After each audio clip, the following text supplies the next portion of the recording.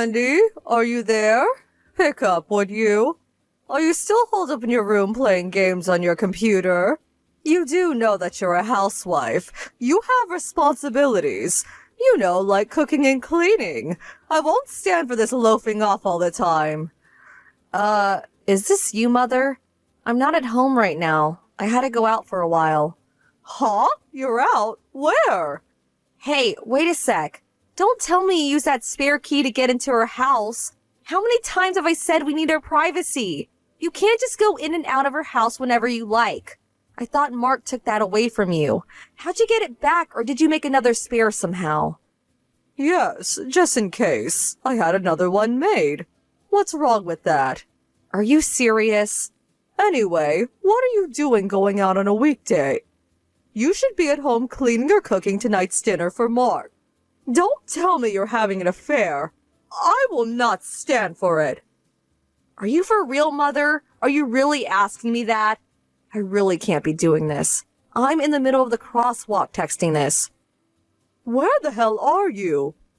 I'm sorry, but I really don't have time for this. Gotta go. Oh, and please don't go into my office space. I have important work stuff there. I put a lock on the door just in case, so... You what? Put a lock on your door? Gotta go. Sorry. Sandy, are you there? Do you have a minute? Hi, Mother. Nice evening, huh? Can I help you with something? I'm going to get right to the point. I want you to live with me under one roof from this day forward. Seriously? Where did this idea come from all of a sudden? There was no use trying to hide it. The doctor gave you a life expectancy, am I right? Huh? Life expectancy? Like I got a year or two to live? Is that what you're saying? Yes, not in years though. I hear it's like 3 months. You have 3 months to live. Knowing that you married Mark, how could you? I can't believe you kept it secret. You married Mark and joined our family knowing full well that you didn't have long to live. Excuse me, but where the hell did you hear that? 3 months, are you for real? You did go to the hospital yesterday. Don't lie to me. I had you checked out. Yes. A friend of mine was in the hospital for an injury, so I visited, and... I said don't lie to me. To be truthful, I want you to divorce Mark right away, but getting rid of a daughter-in-law who has 3 months to live, well, it wouldn't look very in the public's eye. But the fact is you conned Mark into marrying you. That's an unforgivable crime. As punishment for misleading us, I want you to use the rest of your life, the 3 months you have left, to work for me, to do everything I say. You got that? We will live under one roof from this day forward. Don't you even think of checking into the hospital. I really can't make that decision right away. No, you must make up your mind right this minute. Hey, Mark, you still working? Can I talk to you for a second? Hey, Sandy, what's up? I just got a text message from your mom. Is she off her rocker? She's saying some weird stuff. What did she say this time? Well, this is gonna sound strange, but please bear with me.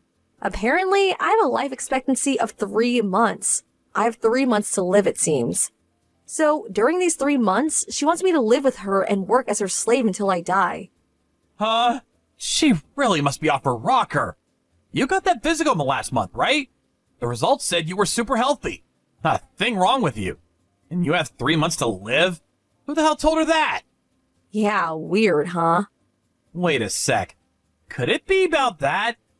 Yeah, I was thinking the same thing. Maybe she came into the house without permission and happened to eavesdrop on me while I was working. She's always sneaking in and out of our house. I see. So, what do we do about it?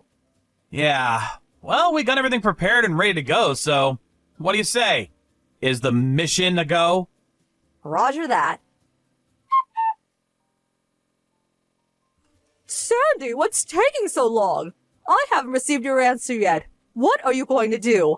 How much longer are you going to make me wait? Sorry, didn't mean to keep you waiting for so long. I just got a call from a friend. Couldn't pick up. And so, what are you going to do? Are you ready to live together? Okay, as you requested, I won't check into the hospital. Now that's the answer I wanted to hear. Get ready for Mother's boot camp. But I need a little time to get things packed up. Huh? What are you talking about? Don't tell me you want me to move into your place with just the clothes on my back, do you? I need to pack my belongings, my apron, white gloves for checking for dust. You know, cleaning stuff. You just want me to dress in one set of clothes? Well, of course, you'll need a change. Right? So I need at least 3 days to get everything ready. Are you okay with that? I will get all my stuff ready during this time, so please be patient.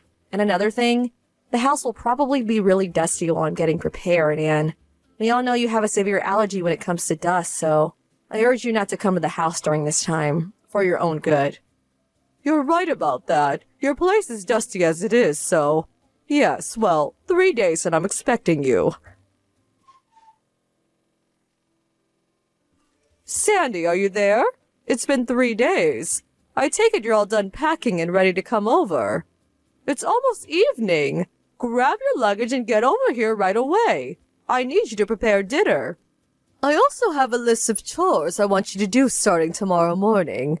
This place will look like new in 3 months' time. Lots of trash lying around, too. The bathroom and toilet need cleaning, too.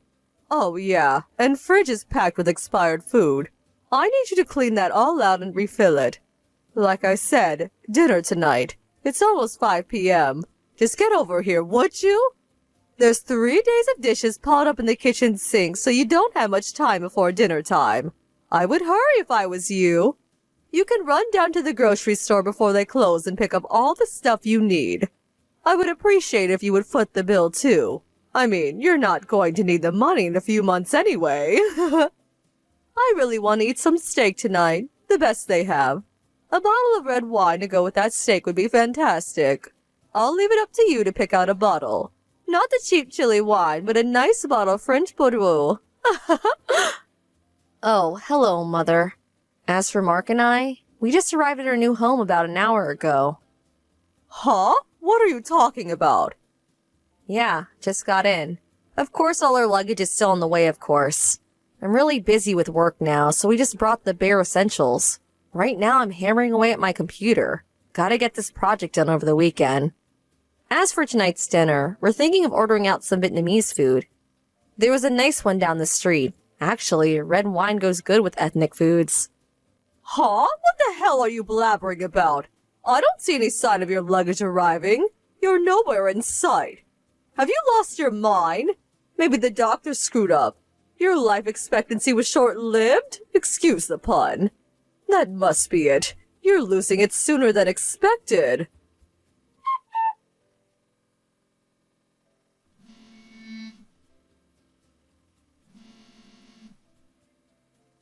Sandy, answer me! Mother, what's the matter? Where in God's sake are you? I was getting impatient and went over to the house to bring you to my place myself. The next-door neighbor came out and said you and Mark had already moved out. Like I said earlier, we arrived at a new place at a little after 2 p.m. What are you talking about? We made a deal. You said you wouldn't check into the hospital and that you would give yourself up to me until your time is up. Hold on a second. I never said I would give myself up to you, as you so eloquently put it. Yeah, I said I wouldn't check into the hospital, but I never said I would be your slave. And about us moving, well, we had this plan way back. Besides, I'm perfectly healthy.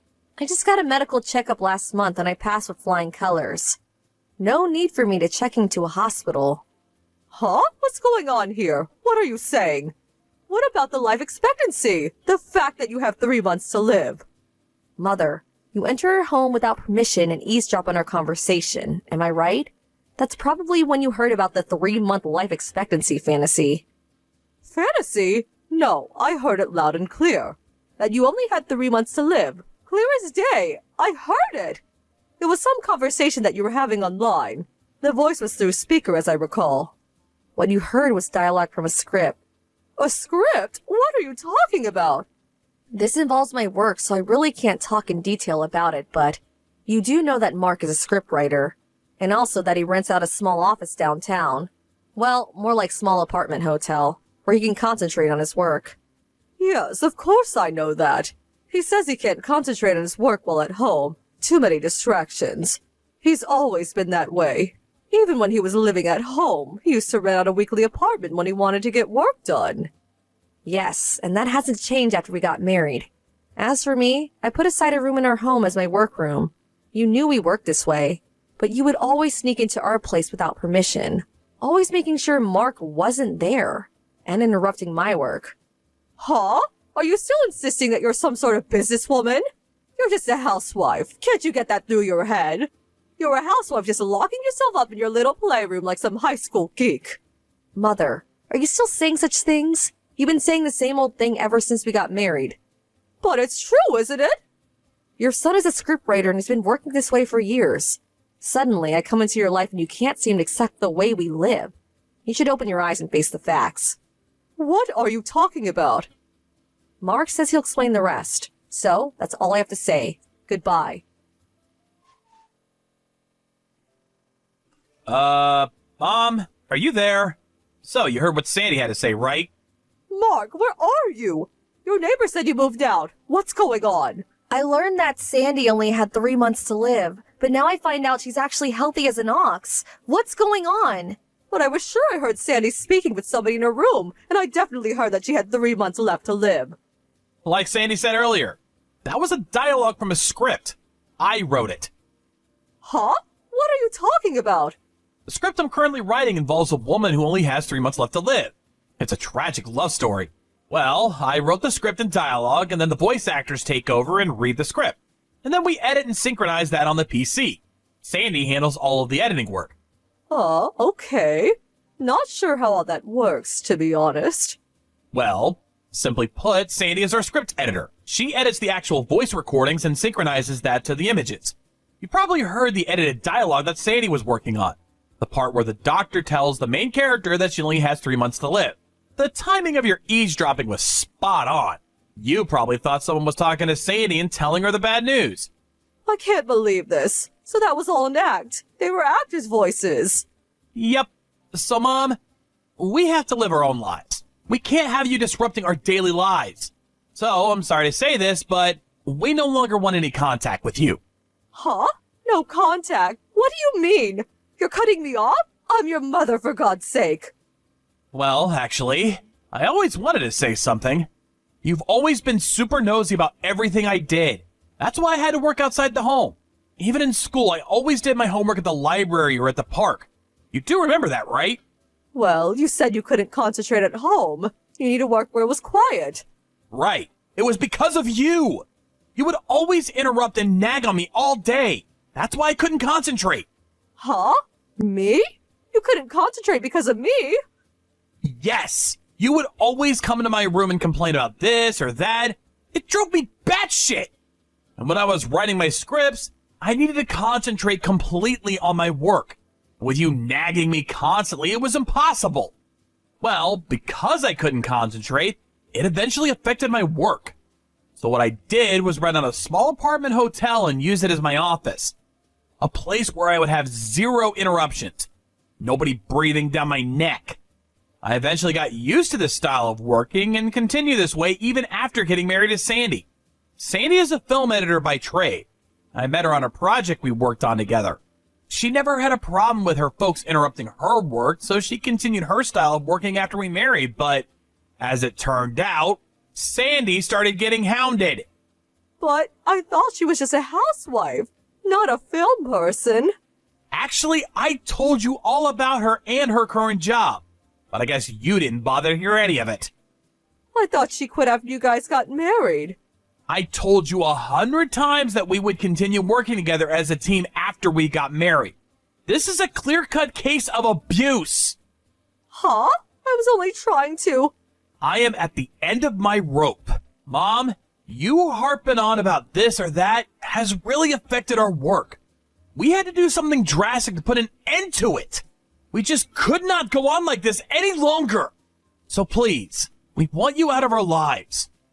Mark, you can't be serious. I'm your mother. What am I gonna do? Will I survive without you? You do realize that your father and I divorced years ago. I'm all alone. Are you going to abandon me to live in that big old house all alone? Well, if you're willing to enter a senior citizen's home, I could help you with the process, if you want. Senior citizens. You could also think about returning to your folks' place back in Montana. That might be the best. Nice and quiet there. You could still work. You have some options. If you don't appreciate mine, well, work it out yourself. We really don't have the time and energy for this. I'm really sorry. That's all easy for you to say. I haven't worked in years, and besides, what would I even do? You want to contact me? Please go through Uncle Jim or Aunt Nellie, back in Montana. Don't cry and contact us directly. I think of this as permanent. I don't intend to see you ever again. No, please, Mark, you can't do this. Goodbye, Mom.